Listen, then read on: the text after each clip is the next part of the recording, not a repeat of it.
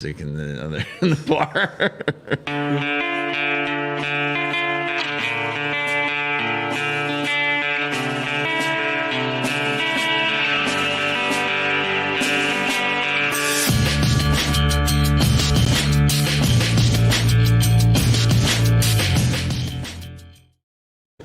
Hello, what's up, everybody? This is Ming Chen from a Shared Universe podcast studio. Welcome to the Garden State Film Festival. We're celebrating technically night 3 of the Garden State Film Festival, but we are celebrating night 1 here of actual films in Asbury Park. My name is Ming Chen. I'm here with CJ Cullen. And I'm here with filmmaker Chris Daniel, who we just witnessed an amazing documentary. Absolutely. About the Jersey's first public radio station, which is, and your film is called WBGO, the WBGO Story, Bright Moments from Newark to the World. Thank you so much for joining us. We love having you here. Hey, thanks for right after seeing the film. Your story is, I love like a good underdog story where people just, people with passion coming together to create and as you kind of cultural phenomenon that has affected millions at this point. Jersey's first public radio station, which has gone on for over 40 years. Over 40? And not only that, it focuses on one of my favorite music genres, jazz. Good. Yeah, which is amazing. Do you have a brief origin story behind this? Like, what inspired you to be like, you know what, I want to do a documentary about WBGO? Yeah. No, I was kind of prompted. The New Jersey Historical Commission, boy, they're loud out there. Yeah, they're loud out there. Huh? Ignore the ambiance. Yeah. Now, New Jersey Historical Commission, they had a solicitation out for a grant. And the theme was something in New Jersey that grew bigger than New Jersey. And the examples like the Count Basie Theater. Yep, you know, right here. We know that. Yeah. So you know it. For sure. And that grew bigger. And then they said something like The Sopranos and The Jersey Story, and everybody in the world knows. So me being a jazz listener, I said, okay, WBGO started real small and humble, and now, they grew big in the metro area, now they're around the world. So it kind of fit the bill. So that kind of inspired me to do it. Plus, my love of listening to the music. I said, okay, it's a perfect fit. Yeah, that's fantastic. And, excuse my ignorance, I did not know Newark was like such a big jazz mecca. Yeah. Did not know that either. I think, just kind of press-wise, you hear New Orleans, you hear Chicago, you hear other cities. But I did not, I thank you for educating me on the depth of the jazz genre. Yeah, I mean, in black music, not just in music, in entertainment, a lot of comedians hit Newark.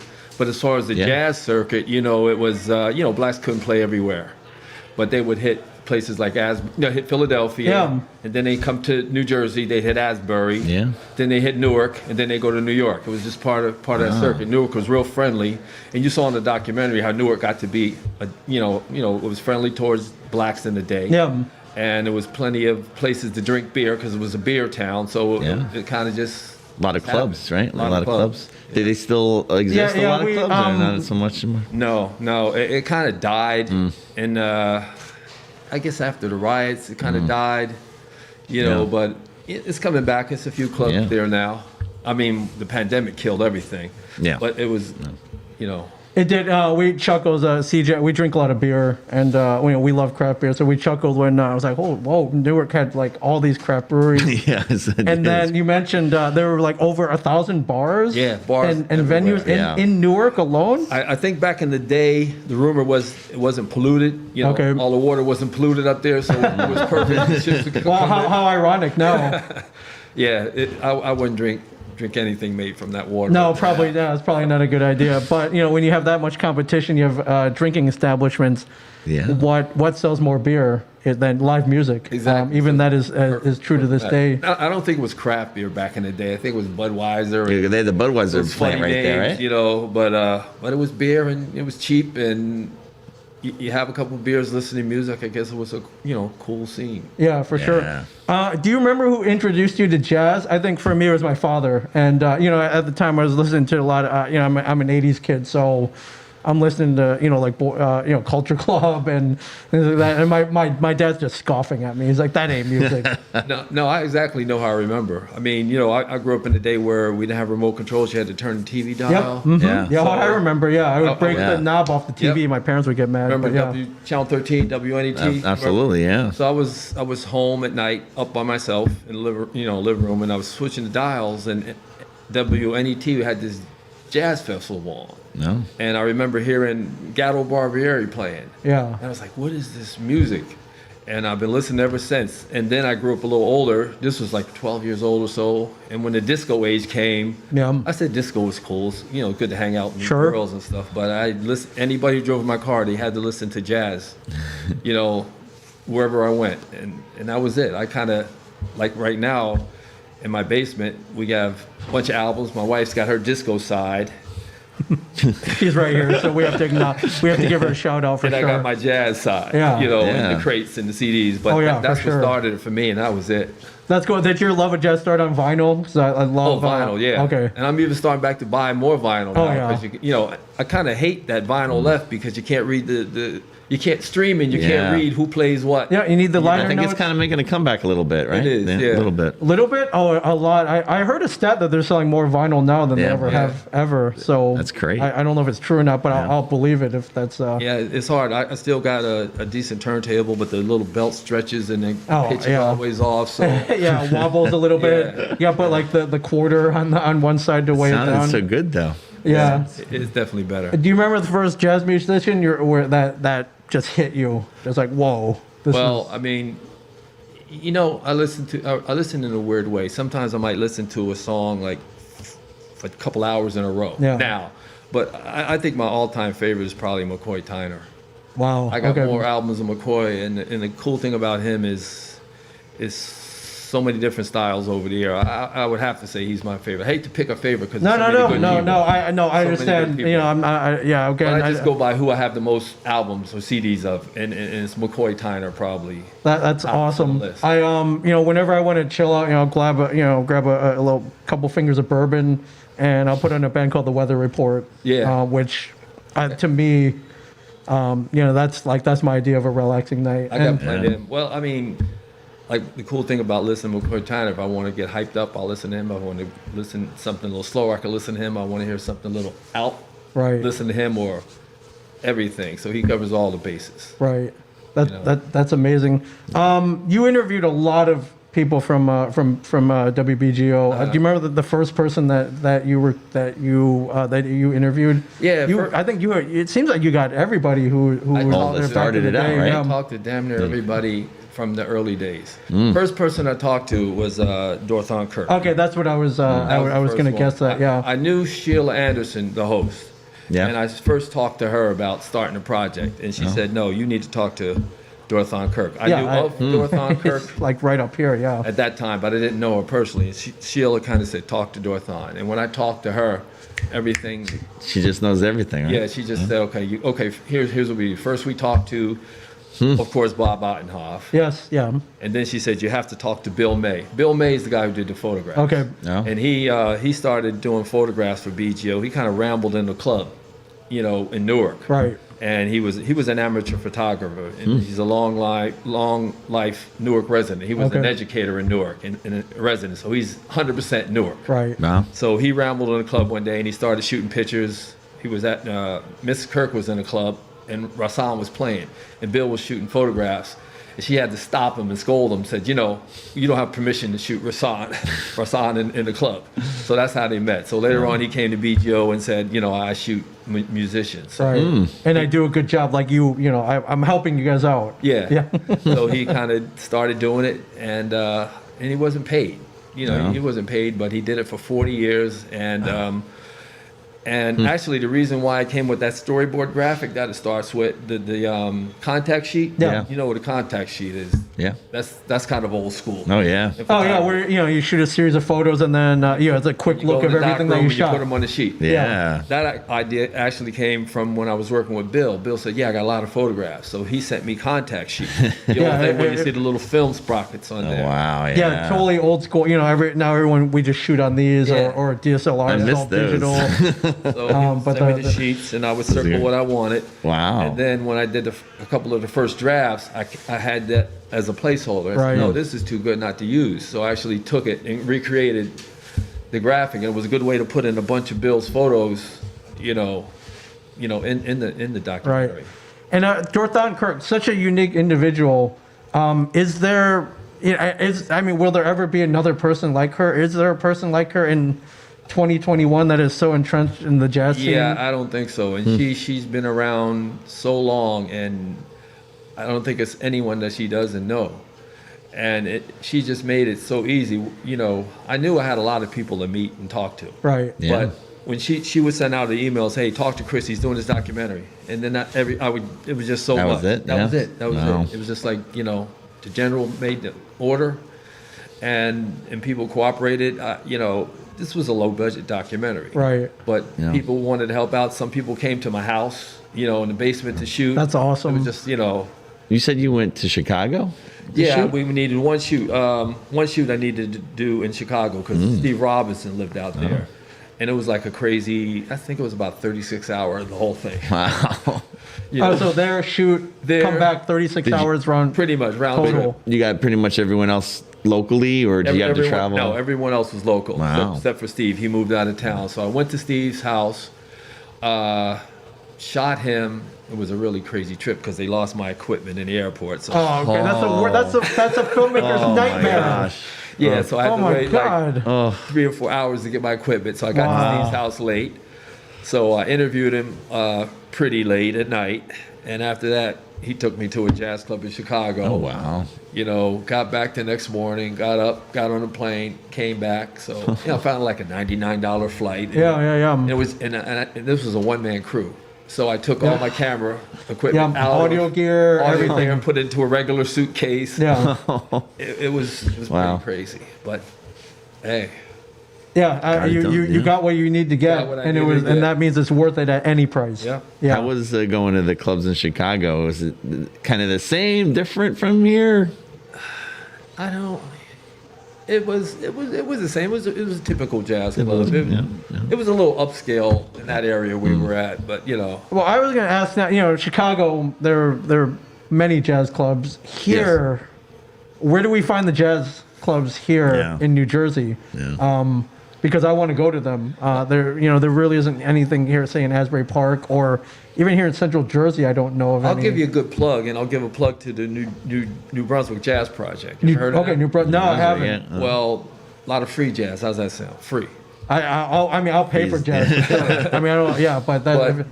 But no, definitely pay for it. But the New Brunswick Jazz Project, they have before COVID, Sure. you could go to New Brunswick and hear jazz at a bunch of different clubs Wow. for free. Okay. Yeah. But look them up. You All know, right, so we just got to go up Route 18. That's We all got you to gotta break do. Route 18 all you gotta do. and going up there.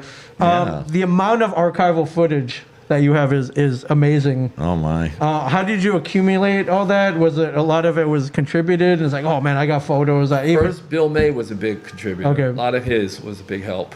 The Newark Library, and I did a lot online. And Newark, digital archives Right. online. Yeah. And Bob Ottenhoff had a bunch. So, it was just a lot. And some of it was just Google and luck. Right. Yeah. Sure. I happened to find the Duke Ellington thing, just luck. Wow. Just so many things happened. Yeah. And actually, I had Christian McBride read that, which was kind of an accident. Huh. I was in the studio getting ready to have him sign the release, and in Yeah. my box I had the Right. letter from Duke Ellington. Yeah. If you know Christian McBride, he narrates all the time. Right. He's got a great voice for narrating it. So, before we packed up the equipment, I said, "Whoa, can you read a little You bit of read this?" it. I couldn't Wow. get Duke Ellington. to Right. read it. Yeah. So I said Christian McBride would be great. Oh, that's so amazing. that was like a happy accident. And, Yeah. That's amazing. See, I think I spotted some like 8mm footage. Like your collection you of did. archival footage Yep. is amazing. In addition to stills from back in the day. Yeah, the stills. It were really good made too, the story for sure.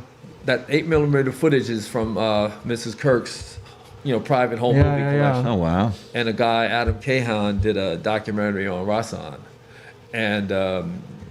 and he was pretty generous. He he had all of the stuff encoded and transferred from 8mm to video. Right. And he gave me a bunch of stuff. Yeah.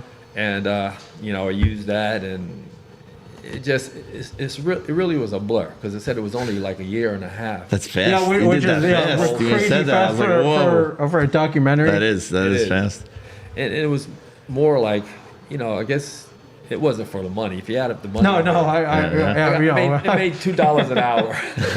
Yeah, no, I mean, we could definitely tell it was a project of love for sure. Yeah. And 1,000%. But they gave me enough where I was able to pay a few people for like the music, for instance. Oh yeah. And that was great. Don Braden did a tremendous job with the music. Right. And that was a really fun thing. What happened was Don gave me maybe 200 different cuts of his music to listen to. So that was like the back when you were interviewing people, you used that for the background. Don't call it background music. Yeah, well, not background music. Music, yeah, regular music. music, but underneath the talking heads. Yes. There, that's better. Okay, but yeah, Don Braden, he gave me a bunch of music to listen to, and we kind of figured what would match what. So when we got in the studio, I said, okay, I need 3 minutes of this song I want for this scene. And I was actually in the studio with my laptop listening to the narration as they played the cuts for it.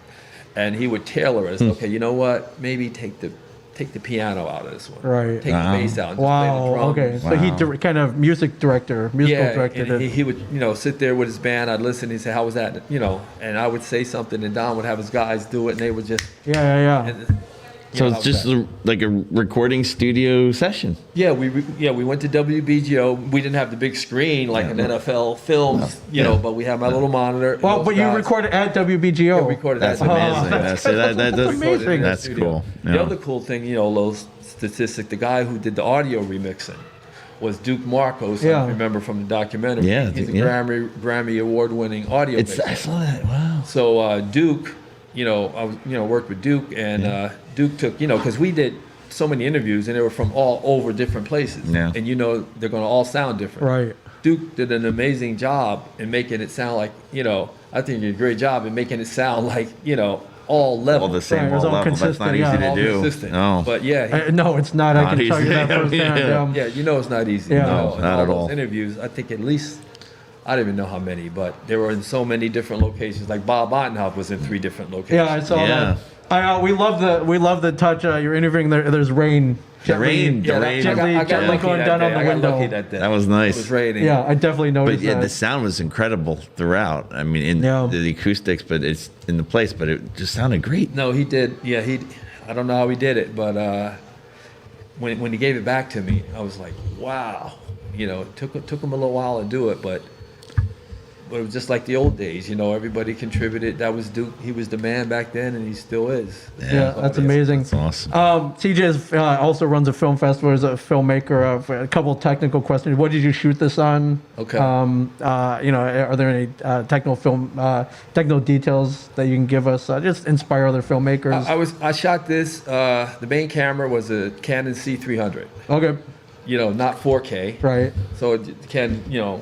I have a 4K, but I decided not to shoot it on 4K because that's just a monster. Oh yeah, I mean the file sizes alone. Yeah, so I think it was perfect. It's like great documentary look to it. So I stuck with great that. camera for it. And I even shot some B-roll with the Canon X100. Okay. Some B-roll, but the majority was on the C300. That's awesome. That's awesome. What did you record audio on? Do you remember? I had nothing fancy. I think it was a Sony ECM77B. Okay. Yep. Yeah. It's not a bad mic. No. It works. they're workhorses. Right. Yeah. That's what I used for audio. That's amazing. Yeah, no, it sounded very clean and reliable. Hopefully. Yeah. That's good. That's all you need. Nothing fancy. No rentals. Like I said, it was all in the budget. Whatever I had, that's what I had to use. Yeah, exactly. I mean, just get it done. Yeah. Get it done. But it worked all well together. Try my best to not mess it up. No shortcuts and tried to, make sure everything was quiet and, do all the Yep, professional things to do it. Yep. Not just get it done, but, get it done right and use skill versus, just fix it in post. Right, or just throwing money at it. And Did you have to cut out a lot to get it to that length? Because they probably went they could talk forever, those people, right? I think everybody talked for at least an hour. Wow. And what I did was I had everything transcribed. And I was really kind of fanatical about it. I transcribed everything and I made CDs out of everything. Wow. So wherever I drove or CDs, whatever, you burned CDs. I burned CDs. That's awesome. So you could listen. So when I was The in the whole car driving, conversation. I'd That's just be awesome. listening. And so Yeah. it stuck in my head.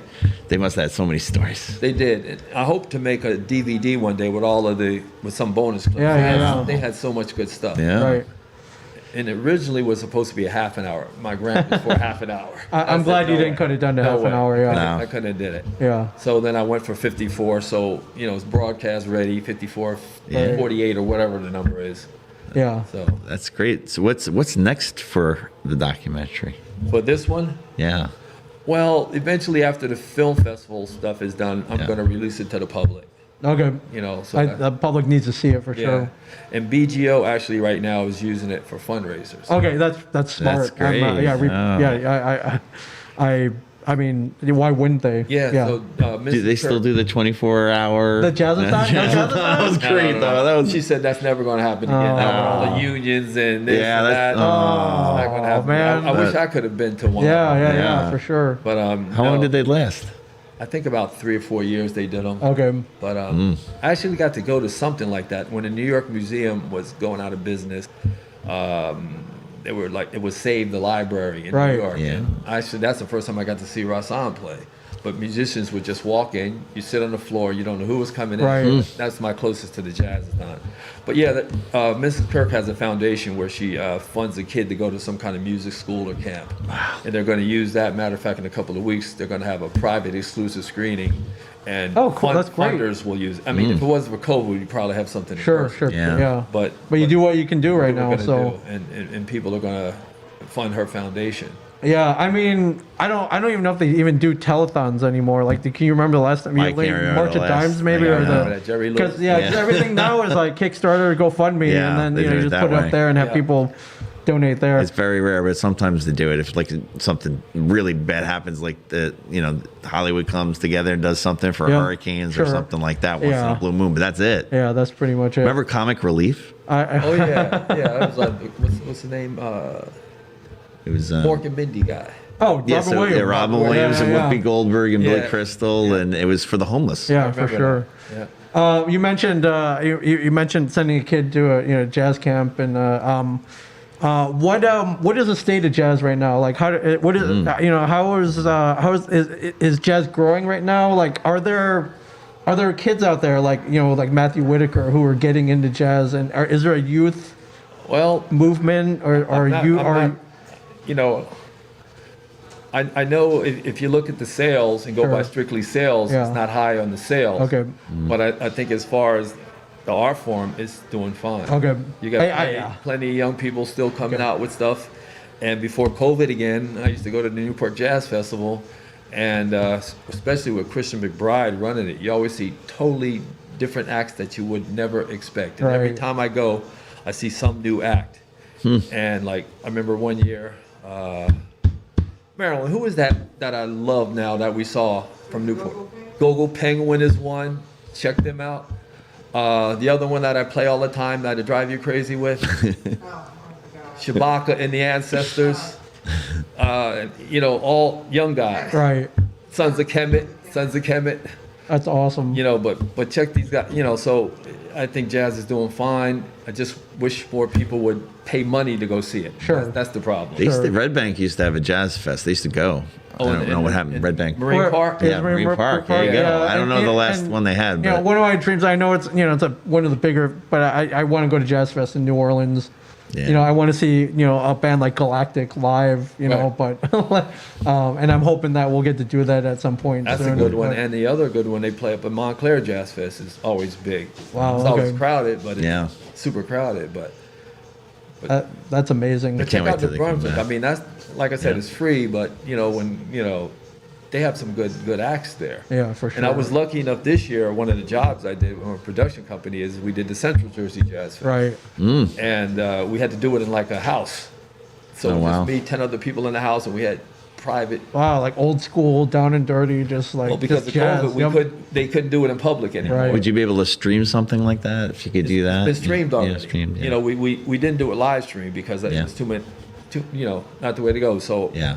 we recorded it and then they streamed it and had a YouTube watch party. Oh, that. Yeah. Oh yeah, There you yeah, go, yeah. So you can actually still go see it, but this year I think they're going to be live again because COVID should be died down. Yeah, Yeah. which kind of, I'm watching a documentary, I'm watching the origins of WBGO. It reminded me very much of what we do, podcasting, Yeah.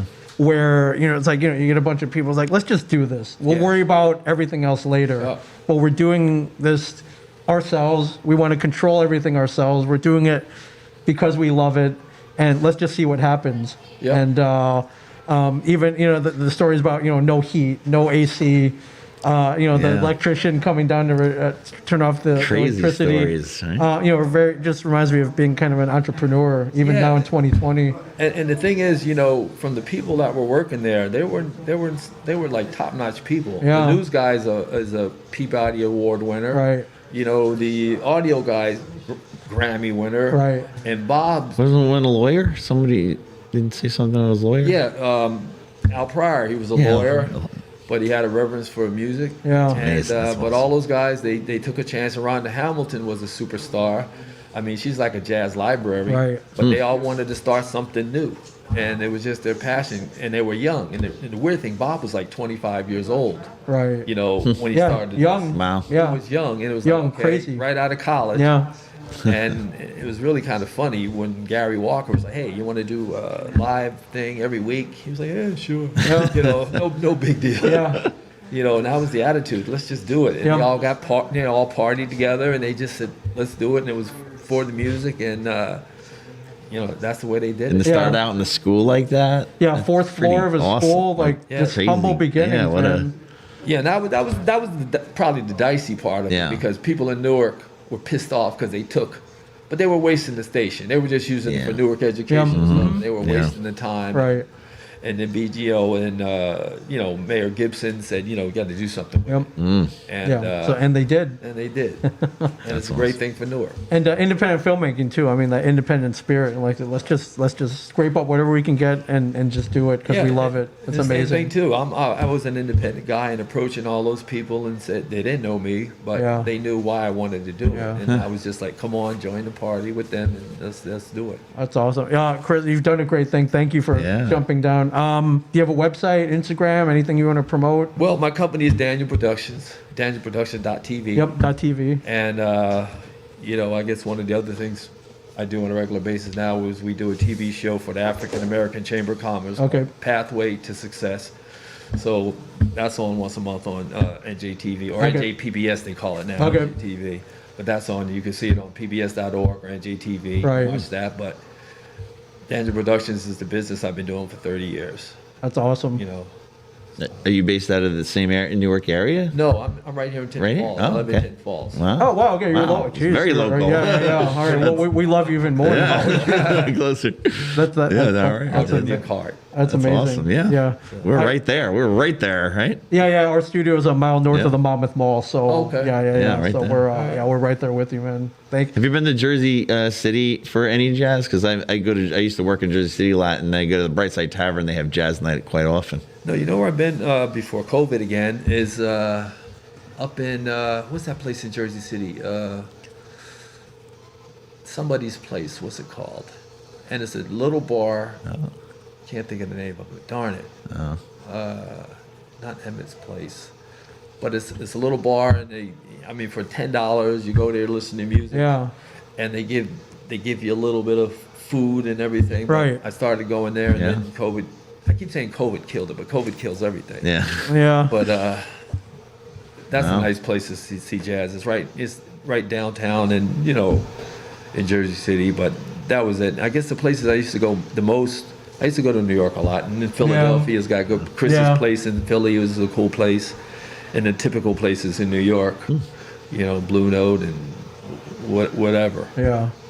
That's awesome. Thank you so much, All right, thank you. my friend. Yeah, Great thanks. luck with the film, and thank you for joining us. I appreciate it. Yeah, it was great. You're Great telling a night. great story. Thank you. So, Chris Daniel, everybody, check All it right, out. thank you. Check it out. The WBGO Story, bright moments from Newark to the world. Thank you very much. We'll be here all weekend. All weekend. All weekend. But you're our first one. First guest. Oh yeah, Yeah, all right, you're I'll fir- be here Sunday. Oh, amazing. Awesome. Thank you, Chris. All right, thanks. Thank you, CJ. Thank you, Garden All right. State Film Festival. And come down, gsff.org, live films all weekend. Great films. Tonight was amazing. It was. It really was. It was So, good. Yeah, I like those shorts. yeah, they did great. So, Yeah, the girl pushed her friend over the. yeah, it's cold, man. It's cold. Yeah, that was crazy. And then that other one Yeah. was the college All right, see you short. guys later.